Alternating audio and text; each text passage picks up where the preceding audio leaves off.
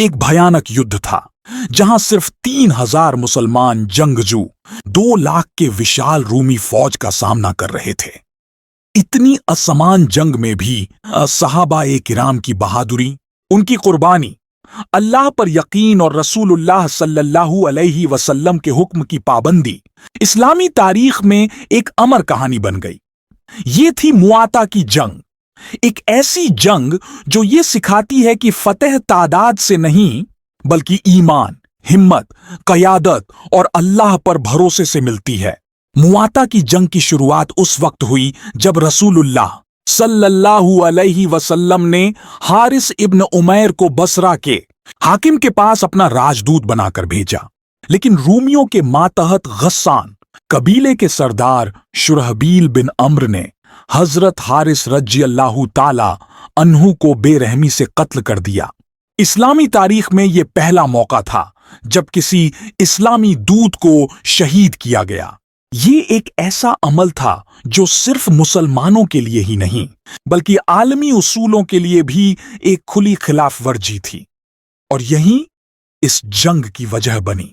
रसूलुल्लाह सल्लल्लाहु अलैहि वसल्लम ने इस जुल्म के जवाब में एक लश्कर तैयार किया जिसकी तादाद थी 3000। आपने इस फौज की क़यादत के लिए पहले ज़ैद इब्न हारिसा रज़ियल्लाहु ताला अन्हु को मुकर्रर किया और फरमाया, अगर ज़ैद शहीद हो जाएं तो जाफर इब्न अबी तालिब रज़ियल्लाहु ताला अन्हु क़यादत संभालें, और अगर जाफर भी शहीद हो जाएं तो अब्दुल्लाह इब्न रावाहा रज़ियल्लाहु ताला अन्हु हाकिम बने।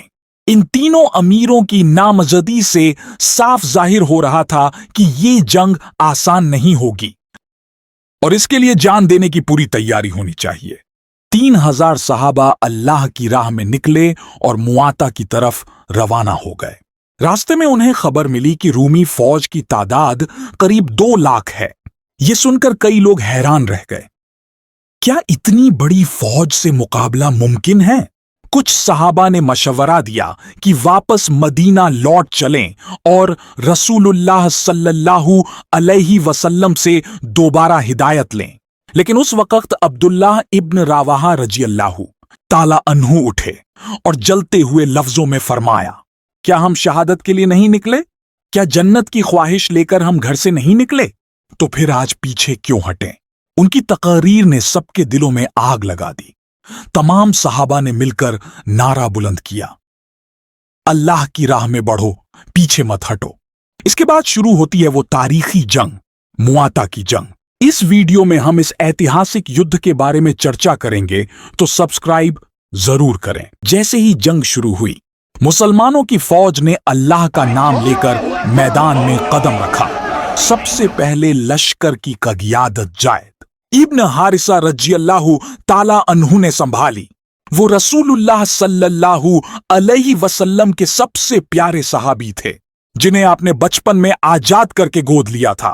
ज़ैद रज़ियल्लाहु ताला अन्हु ने जंगी झंडा अपने हाथ में लिया और दुश्मनों पर टूट पड़े।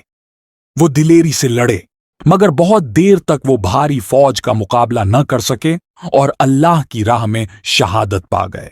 ज़ैद रज़ियल्लाहु ताला अन्हु के बाद झंडा जाफर इब्न अबी तालिब रज़ियल्लाहु ताला अन्हु ने थामा। वो रसूलुल्लाह सल्लल्लाहु अलैहि वसल्लम के चचेरे भाई थे और हबशा हिजरत के दौरान मुसलमानों के सबसे पहले नुमाइंदा बने थे।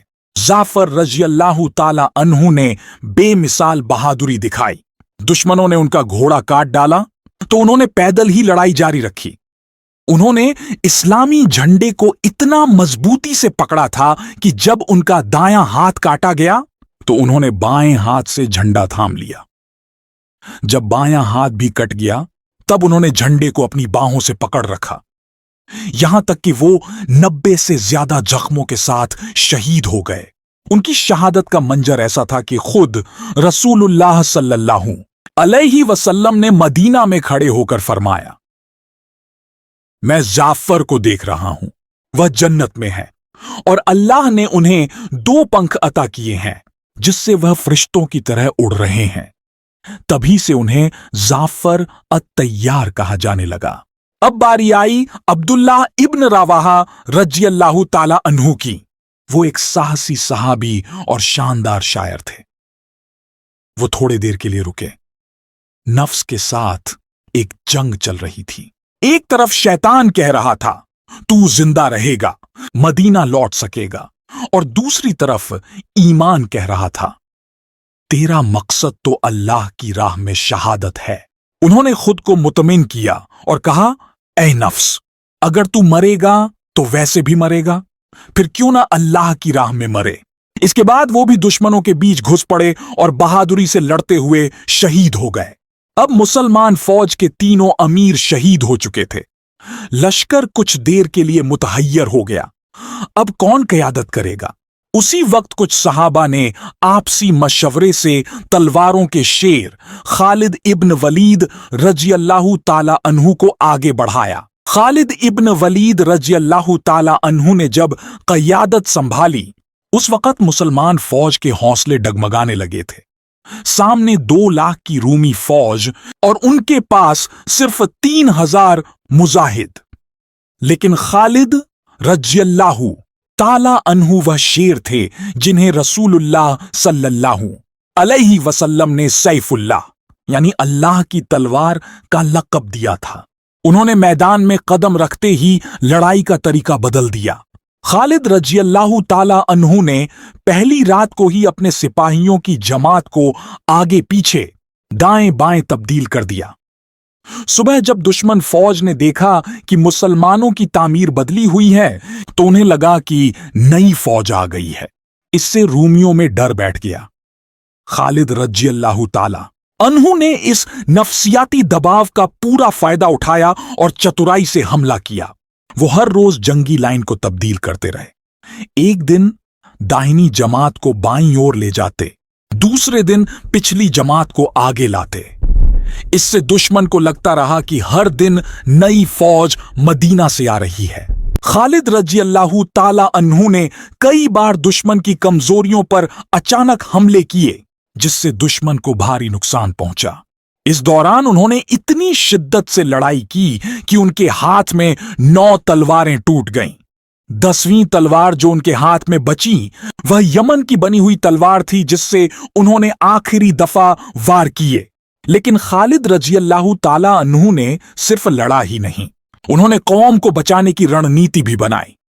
उन्हें मालूम था कि अगर ये 3000 मुजाहिद शहीद हो गए तो मदीना की फौजी ताकत खत्म हो जाएगी। इसलिए उन्होंने एक जंगी चाल से दुश्मन को भ्रम में डालकर मुस्लिम फौज को सुरक्षित पीछे हटाया। दुश्मन मुसलमानों को पीछा नहीं कर सका, क्योंकि उन्हें लगा शायद जाल बिछाया गया है। इस तरह 3000 में से ज्यादातर सहाबा सलामत मदीना लौट आए। जब ये फौज मदीना पहुंची तो कुछ नवयुवकों ने ताना दिया, तुम तो पीछे हट आए, तुम तो भाग गए। रसूलुल्लाह सल्लल्लाहु अलैहि वसल्लम को जब ये बात मालूम हुई तो आपने फरमाया, नहीं, ये भागे नहीं हैं, बल्कि ये लौटे हैं ताकि फिर से लड़ सकें, और अल्लाह ताला इन्हें और भी जंगे दिखाएगा। रसूलुल्लाह सल्लल्लाहु अलैहि वसल्लम ने मुआता की जंग की सारी खबरें मदीना में पहले ही बता दी थीं। आपने तीनों शहीद अमीरों जैद, जाफर और अब्दुल्ला की शहादत की खबर गैब से बयान की और आपकी आंखों से आंसू बहने लगे। आप जाफर रज़ियल्लाहु ताला अन्हु के घर तशरीफ ले गए और उनके बच्चों से मोहब्बत की, उन्हें दिलासा दिया। इस जंग में सहाबा ने दिखा दिया कि इस्लाम के लिए जान की कुर्बानी कोई बड़ी बात नहीं। ये सिर्फ एक जंग नहीं थी, ये सबक था रहबरी का, इतिहाद का और अल्लाह पर यकीन का। जंग मोता एक ऐसी तारीखी दास्तां है जिसने साबित किया कि ईमान की ताकत तलवारों और तादाद से कहीं बढ़कर होती है। जब 3000 मुजाहिदीन ने 2 लाख के रोमी लश्कर के सामने खड़े होकर लिलकारा, तो दुनिया ने देख लिया कि मुसलमान सिर्फ जिस्म से नहीं बल्कि दिल से लड़ते हैं, और उनका दिल अल्लाह की रिजा से लबरीज होता है। ये जंग हमें सिखाती है कि मुसलमान कभी खौफजदा नहीं होता, कभी पीछे नहीं हटता, और ना ही وہ صرف دنیاوی فائدے کے لیے میدان میں اترتا ہے، بلکہ وہ اپنی جان، مال، اولاد، سب کچھ اللہ کے راستے میں قربان کرنے کا جذبہ لے کر نکلتا ہے۔ جنگ موتا وہ پہلا موقع تھا جب مسلمانوں نے ایک بین الاقوامی سطح پر سیاسی اور عسکری قدم اٹھایا۔ رسول اللہ صلی اللہ علیہ وآلہ وسلم نے دنیا کو یہ پیغام دیا کہ اسلام صرف عبادت کا نام نہیں، بلکہ ایک مکمل نظام حیات ہے، ایک ریاست، ایک تہذیب، ایک عظیم قیادت۔ زید، جعفر اور عبداللہ رضی اللہ تعالی عنہم، یہ تینوں سردار صرف سپاہ سالار نہیں تھے، بلکہ قرآن کے چلتے پھرتے نمونے تھے۔ انہوں نے صرف جنگ نہیں کی، بلکہ اپنی جان دے کر ایسی مثال قائم کی جو رہتی دنیا تک دلوں کو جھنجھوڑتی رہے گی۔ بالخصوص جعفر رضی اللہ تعالی عنہ، جنہوں نے اپنے دونوں بازو کٹ جانے کے باوجود علم کو نہ گرنے دیا، اور جب وہ شہید ہوئے تو اللہ تعالی نے انہیں جنت میں 2 پر عطا فرمائے، جن سے وہ فرشتوں کی طرح پرواز کرتے ہیں۔ اسی لیے تو انہیں جعفر طیار کہا جاتا ہے۔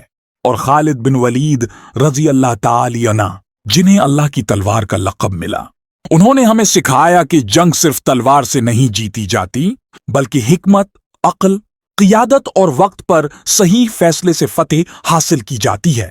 ان کی قیادت میں نہ صرف اسلامی لشکر زندہ سلامت واپس آیا، بلکہ دشمن کے دل میں ایسا رعب بیٹھ گیا کہ وہ دوبارہ مقابلے کی ہمت نہ کر سکے۔ جب یہ لشکر مدینہ واپس پہنچا تو کچھ نوجوانوں نے طعنہ دیا کہ تم تو بھاگ آئے۔ رسول اللہ صلی اللہ علیہ وآلہ وسلم نے سنا تو فوراً فرمایا، نہیں، یہ بھاگنے والے نہیں، یہ لوٹنے والے ہیں تاکہ دوبارہ لڑ سکیں، اور اللہ انہیں دوبارہ میدان جہاد دکھائے گا۔ رسول اللہ صلی اللہ علیہ وآلہ وسلم کو اللہ تعالی نے غیب سے یہ خبر دی تھی کہ زید، جعفر اور عبداللہ رضی اللہ تعالی عنہم ایک ایک کر کے شہید ہو گئے ہیں۔ آپ کی آنکھیں بھر آئیں۔ آپ ان کے گھروں میں تشریف لے گئے، بچوں سے محبت کی اور ان کے اہل خانہ کو تسلی دی۔ جنگ موتا ہمیں سکھاتی ہے کہ اگر ہمارا یقین مضبوط ہو، ہماری صفیں متحد ہوں اور ہماری قیادت باہمت ہو تو دنیا کی کوئی طاقت ہمیں شکست نہیں دے سکتی۔ یہ جنگ محض ایک مارکہ نہیں تھی، یہ درس تھا قربانی کا، وحدت کا اور اللہ پر کامل بھروسے کا۔ آج اگر ہم چاہتے ہیں کہ دنیا میں ہمیں عزت، سربلندی اور کامیابی نصیب ہو تو ہمیں موتا کے شہداء کی طرح جینا ہوگا، ان کے راستے پر چلنا ہوگا اور اس ایمان کو دل میں زندہ رکھنا ہوگا جس نے 3000 کو 2 لاکھ پر غالب کر دیا۔